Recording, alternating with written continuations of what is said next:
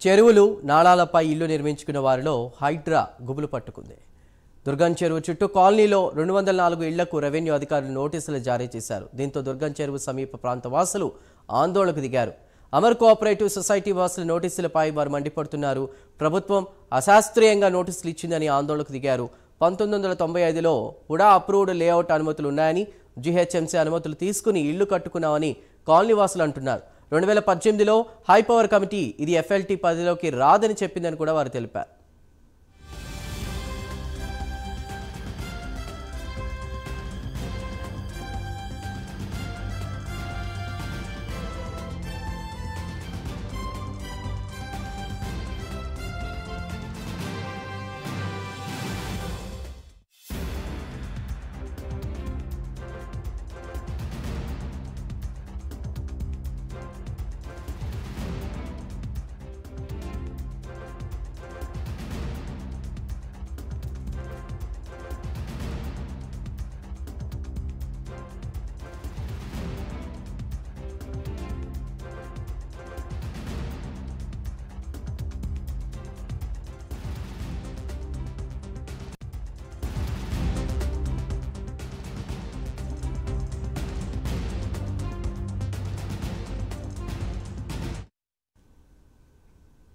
చెరువులు నాళాలపై ఇళ్లు నిర్మించుకున్న వారిలో హైడ్రా గుబులు పట్టుకుంది. ప్రస్తుతం దుర్గం చెరువు చుట్టుపక్కల ఉన్నటువంటి కాలనీలో 204 ఇళ్లకు రెవెన్యూ అధికారులు నోటీసులు జారీ చేసినట్టు తెలుస్తోంది.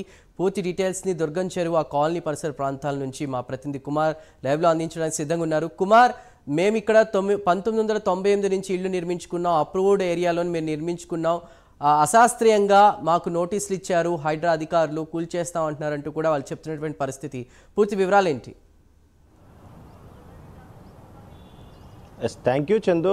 మొత్తానికి ఏదైతే హైడ్రా దూకుడికి ప్రస్తుతం రెవెన్యూ అధికారులు కూడా కదులుతున్నారు. ముఖ్యంగా దుర్గం చెరువు అంటే మాదాపూర్లో ఉన్న దుర్గం చెరువు సమీపంలోని సుమారు 4 కాలనీలకు సంబంధించి 204 ఇళ్లకి ఇప్పటికే నోటీసులు అయితే జారీ చేశారు. ముఖ్యంగా 30 రోజుల్లోని తమకు తాము ఏదైతే ఆ నిర్మాణాలను పూర్తిగా తొలగించాలంటూ కూడా ఈ నోటీసులు అయితే పేర్కొనడం జరిగింది. లేదంటే 30 రోజుల తర్వాత అధికారులు వచ్చి ఏదైతే ఆ బిల్డింగ్స్ మొత్తం నేలమట్టం చేస్తారంటూ కూడా ఆ నోటీసులు అయితే పేర్కొన్నారు. కానీ ప్రస్తుతం ఇక్కడున్న కాలనీ వాసులు కూడా ముఖ్యంగా 30 ఏళ్ల నుంచి వాళ్ళు ఇక్కడ ఉంటున్నట్లయితే వాళ్ళైతే చెప్తున్నారు, ఎప్పుడైతే వీళ్ళు ఇక్కడ ఈ స్థలాలు కొని ఇక్కడ బిల్డింగ్ కట్టే సమయంలోనే హుడా లేఅవుట్ ప్రకారం అప్రూవ్డ్ ల్యాండ్స్ని వాళ్ళైతే కొన్నారని చెప్తున్నారు. అలాగే జీహెచ్ఎంసీ అధికారులు పర్మిషన్ తీసుకొని ఇక్కడ ఈ కన్స్ట్రక్షన్ చేసామంటూ కూడా వాళ్ళైతే చెప్పారు. ముఖ్యంగా ఇప్పుడు ఏదైతే ఇక్కడ దుర్గం చెరువు చుట్టుపక్కల సుమారు 16 ఎకరాల్లోనే 4 కాలనీలు అయితే ఉన్నాయి.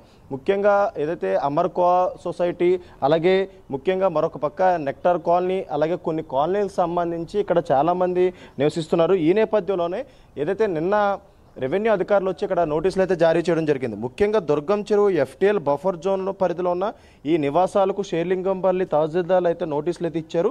30 రోజుల్లో సమాధానం చెప్పాలంటూ, ఆ తర్వాత స్వచ్ఛంగా కూల్చేస్తామంటూ కూడా ఆయా నిర్మాణాల యజమానులు నోటీసులు అయితే స్పష్టం చేశారు. ముఖ్యంగా నోటీసులు అందుకున్న వారిలో కూడా ప్రస్తుతం సీఎం రేవంత్ రెడ్డి సోదరుడు తిరుపతి రెడ్డి నివాసం కూడా ఉంటుంది. అలాగే మరొక పక్క ఏదైతే ఈ చెరువు భూములకు సంబంధించి ముఖ్యంగా ఏదైతే ఈ ఎఫ్టీఎల్ జోన్లో ఉండడంతో ప్రస్తుతం అధికారులు అయితే నోటీసులు అయితే ఇవ్వడం జరిగింది. అలాగే మరొక పక్క ఏదైతే సీఎం రేవంత్ రెడ్డి సోదరుడు తిరుపతి రెడ్డి ఇంటికి కూడా ఏదైతే కూల్చివేత నోటీసులు అయితే అంటించారు. ఈ ఇష్యూ ఇప్పుడు ఒక హాట్ టాపిక్ అయితే మారిందని కూడా చెప్పొచ్చు. హైదరాబాద్ నగరంలోని దుర్గం చెరువు చుట్టూ అక్రమ కట్టడాలు ఎన్నో అయితే వెలిసాయి. అక్రమ నిర్మాణంలో అధికారులు నోటీసులు కూడా జారీ చేశారు. అలాగే సీఎం సోదరుడు తిరుపతి రెడ్డి ఇల్లు, కార్యాలయాలతో పలు ప్రముఖ నిర్మాణాలకు కూడా అధికారులు నోటీసులు అయితే ఇచ్చారు. వాటిని 30 రోజుల్లో తొలగించాలంటూ కూడా నోటీసులు అయితే అంటించడం జరిగింది. ముఖ్యంగా రంగారెడ్డి జిల్లా కలెక్టర్, అలాగే షేర్లింగంపల్లి డిప్యూటీ కలెక్టర్ నేతృత్వంలో రెవెన్యూ అధికారులు అయితే చర్యలు అయితే చేపట్టనున్నారు.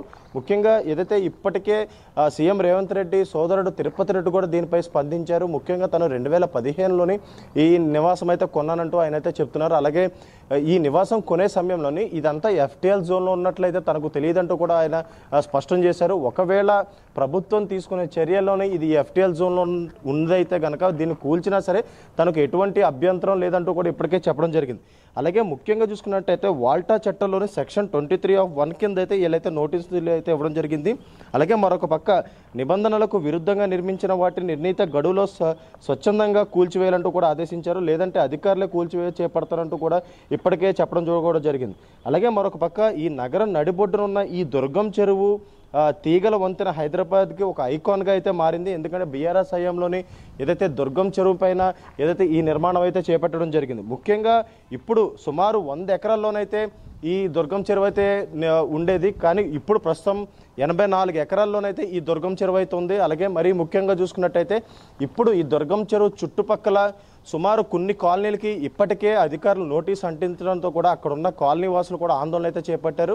అలాగే మరొక పక్క ఏదైతే ఈ 30 రోజుల్లోనే ఈ నిర్మాణాలు కూల్చివేయకపోతే ఖచ్చితంగా వాళ్ళే ఏదైతే ఈ నిర్మాణాలు వచ్చి కూల్చేస్తామంటూ కూడా వాళ్ళైతే చెప్పడం జరిగింది.